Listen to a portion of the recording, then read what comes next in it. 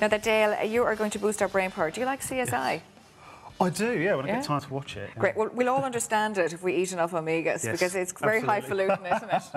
OK, tell us first about the omegas and the different types. Right, the omega fatty acids, these are a vital group of nutrients. But what most people don't realise is that we actually need to get the balance right. OK. Now, the omega fatty acids, these are the actual building blocks of a group of compounds called eicosanoids. OK? Right. And amongst other things, eicosanoids regulate inflammation in our body. Right. Lots of different types of omega fatty acid, omega-3, omega-6, omega-7. Oh, that's why people take fish oils if they're arthritic, and that's why it's recommended. Absolutely, yeah. See, now, the omega-6 fatty acids, they actually produce chemicals that are pro-inflammatory, switch inflammation on. The omega-3 have the opposite effect. They take inflammation down. Okay. The problem is, most of us are actually eating far too much 6. OK, now, is 6 produced in our bodies? 6 we actually need to get from the diet. The omega-9... our body actually manufactures from 6. Let's take a look, because we're going to take a look at the omega oils in the context of cooking today and how to cook with them. You've got sunflower oil there. Yes, now this bunch basically represents the omega-6. These are the ones that we're taking in far too many of. Really what we need to be doing is taking in twice the amount of omega-3 to omega-6. So many of us these days are using vegetable oils to cook with, because of those early messages to cut down on our saturated fat and move over to the heart-healthy oils. What do you think yourself?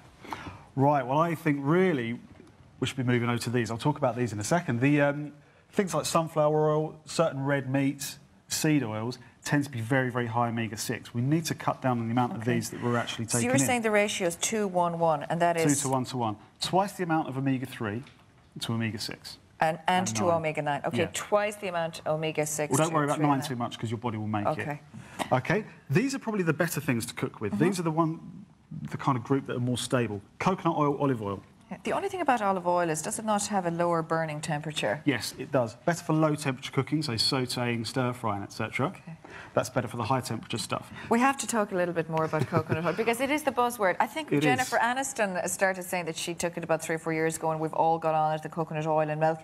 How great is it for you? It is really, really good. There's a lot of old wives' tales around it. A lot of people say that it's a fat burner. It's not. That's complete nonsense. What it is, it's a really great antiviral. There's a fatty acid in there called lauric acid, which is actually an antiviral compound. So it's great at this time of the year if you're worried about colds and flus. Absolutely. And can you just take it off the spoon? I started cooking with it as well recently. Thing is, you can take that up to very, very high temperatures, and the actual fats in there won't damage with the heat. So that's a really, really good choice. This group here, these are the ones we really, really need to be increasing, OK? Good sources of the omega-3 fatty acids. So we've got things like flax oil, salmon, the ground flax seeds, green vegetables, all very, very high in omega-3. These are the fats that should dominate. So we should be eating a lot more of those? A lot more of these. And they're anti-inflammatory as well? Yes, well, they're basically the building blocks to anti-inflammatory compounds in the body. Now, are these as well good for, say, if you have conditions like eczema? Absolutely. You think about the redness in eczema, that angry redness, that's active inflammation. The more of these that you take in, the more you can push the inflammation down. Very good. I suppose when you're looking here, we've got flax, and we don't certainly get enough of those. And even something like sardines. And, you know, sardines, you can just buy a 10. There's not a lot of prep involved. On toast or something, On toast, yeah. So let's see how we're going to use them. Yes. I mean, here's just a few ideas of how to incorporate these things. Right. Really popular breakfast for most people, porridge. Yeah. Really, really great, really, really healthy stuff. On its own, you've got 600 milligrams of omega-6, but only 200 of omega-3. So already you can see that it's omega-6 dominant. Not necessarily a good thing. We've got our ground flaxseed. OK. Literally, by adding a tablespoon of the ground flaxseed to it, you've now got a dish with 800 milligrams omega-6, 1,300 of omega-3, just by that one small step. That's 1,300? Yes. So already you've got the ratio right. Yeah, that's wonderful. Flax is great as well, as you said. It's calming and anti-inflammatory and all that. It is, yeah. I mean, it's very, very rich in ALA, which is the plant source of omega-3. Right. OK, you've got a little pitta pockets here. Yeah, this is smoked salmon, baby spinach and wasabi mayonnaise pitta pockets. OK? Simple? Very simple stuff? Really, really, really, really easy to make. 2,230 milligrams of omega-6, 2,840 of omega-3, so still omega-3 dominant. And you're making that dominant because of the salmon in there? So you've got the salmon in there, and you've got the green vegetables. OK, the spinach, very good. 2 very, very rich sources. And what is the ratio there, then, that the ratio is balanced exactly as you want it again? You've got more of the 3 than the 6. Which is what we're going for the whole time. That's the recurrent theme through all of this. More 3 than 6. Okay. As you said there, it's very good salmon, of course, for anti-inflammatories, rheumatoid arthritis and stuff. Yeah, absolutely, because the omega-3 helps your body to produce its own natural anti-inflammatories, whereas omega-6 actually causes your body to manufacture pro-inflammatory compounds. But we really need a 6. We've got to say this. Yeah, as well. 6 is important. It is important. I'm not saying cut them out completely, but we only need a very, very small, finite amount. The thing is, most of us take in up to 20 times more than we need. God, and that's actually causing, it was that much. Yeah, actually causing this chronic low-grade inflammation, which has been linked to all sorts of different diseases, from heart disease to type 2 diabetes. God, I suppose the importance again is the balance. Tell us what we have here. Right, tuna steak, just with some wilted greens and sweet potato wedges. Okay. Okay, 120 milligrams of omega-6, 1,280 of omega-3. So a lot of that's coming from the tuna. Just a little fact about tuna here. You actually want the fresh tuna steak rather than the stuff in tins. Why? Because the stuff in tins has had all of the oil pressed out of the flesh.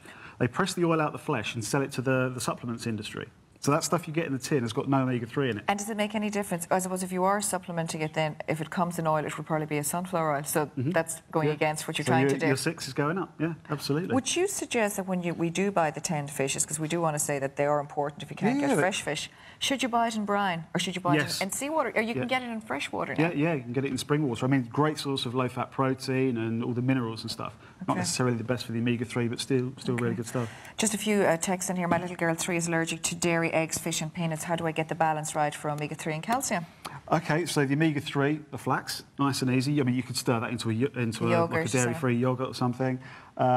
Calcium, really easy to get from green vegetables, believe it or not. Everyone's really fixated on milk as the source of calcium.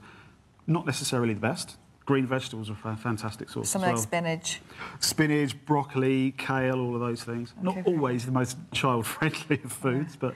Excellent. But still, if you disguise them well, they work. Exactly. Anne from Limerick, very quickly, I have high blood pressure. I had a stroke some months ago. I'm on medication, but would like to know what I could do by improving my diet to get my blood pressure down naturally. Omega-3 fatty acids as well. Those icosanoids that are produced from taking in omega-3 actually help to widen the blood vessels. Excellent. So again, Anne, a lot of salmon.